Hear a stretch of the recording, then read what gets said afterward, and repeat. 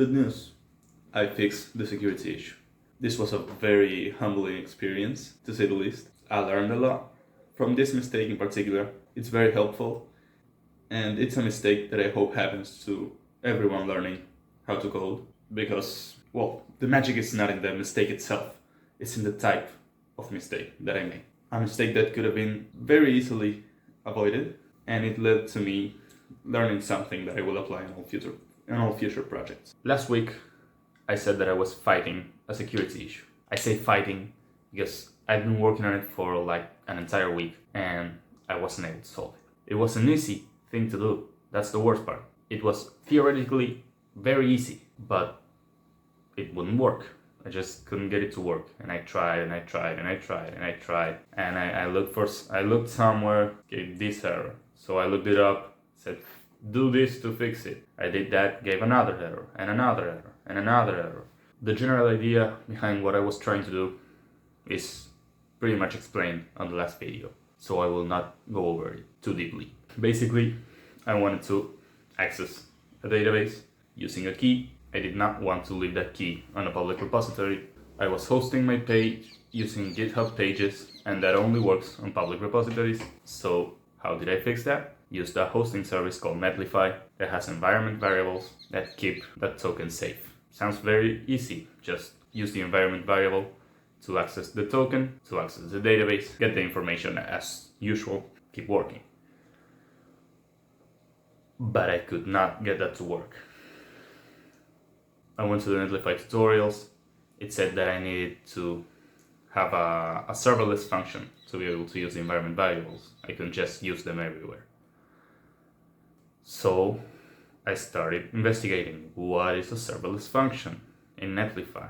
So I started reading some documentation, watched their tutorials, followed along, and wait, that's where the mistake was. I didn't really follow along correctly. What I did, and what I hope you don't do, is I watched the tutorial. It started off creating a very basic serverless function, completely static, just changes one text to another. Then it added some parameters, something to pass to the function that modifies what it returns. Then it did a fetch to a third-party API. And then it did a modified fetch depending on the parameters that you put in. So I watched all of that, and what I needed was the last one. Just depends on the query that I want to make. I send that as a parameter, and the function calls the database using that query and returns the answer. I said, yeah, let's go. Let's do this. I followed just that last step, didn't work. Started fixing problems, and for every problem that I fixed, 3 new ones appear. Why? Because I didn't know where the problem was. Basically, I had skipped all of the first 3 or 4 steps and started on the 5th. So if there was a mistake anywhere here, I couldn't notice it. I went on the 5th, and all of the mistakes from the previous steps got all together, all bunched up, and I didn't really know what the source of the problem was. And I couldn't really find it out because there were a lot of problems. I worked like this for about a week or a week and a half, I don't remember. Way too long, way longer than I needed to. At the beginning of this week, I decided, let's change the way I'm facing this problem. Let's start it again. Let's follow the tutorial actually step by step. I did the first step, found a little mistake, so I fixed it. Did the second step, found a little mistake, I fixed it. Did the third step, no mistake, great. Did the fourth step, it worked. Just like that. It started working perfectly. When I did it all at once, I had some mistake in the very beginning, and that mistake in the very beginning started dragging out throughout other things, and I couldn't fix it. I couldn't really find the correct origin. Once I followed the tutorial step by step, doing everything, it worked. It just worked. Like instantly. It took me about an hour to get it working. And another hour to just update all of the functions, delete all of the places where the token was being, shared, and then made the repo private. And it's just 2 hours and the page was working perfectly and safely. That kind of made me mad at the moment. I worked so long on such a simple problem. But then, just how I said, it was a very humbling experience. I realized that I was thinking that I was too good to follow the basic tutorial.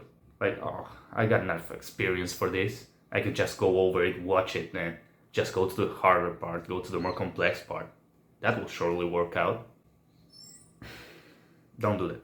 When you're using a new tool, you are new to programming, basically. Unless it's showing you how to use variables. We all know that. But when you're using a new tool, you're basically new to programming. You're learning a new language. You're learning everything again. So do the basic stuff. Do the hello world. Even if you're like have 10 years of experience, you're an engineer, a full stack engineer working at Google. You start up with a new technology. Do the hello world. It's going to take you 5 minutes, even less, and it's going to probably solve a lot of problems down the road. So after I fixed that, it was the first couple of days, first 2 days, 2 hours. This was for the fertilizer mix website. So after I fixed that, I went back to working on the menu planner, the website that I'm actually working on right now. The one where this playlist is about. I went back to working on that, and I haven't really progressed all that much. Basically, what I already had for this website was a database, a design for the home site, the main site where the actual planning would happen, and I had that in VS Code. That's it. So what I did was I sketched out another website where I would add different ingredients and add new recipes, stuff like that, modify them, delete them. I wanted to have another page for that. So I designed it in Figma. I did it on Webflow, and I exported the code to VS Code, and that's it. I know that sounds like very little work, but there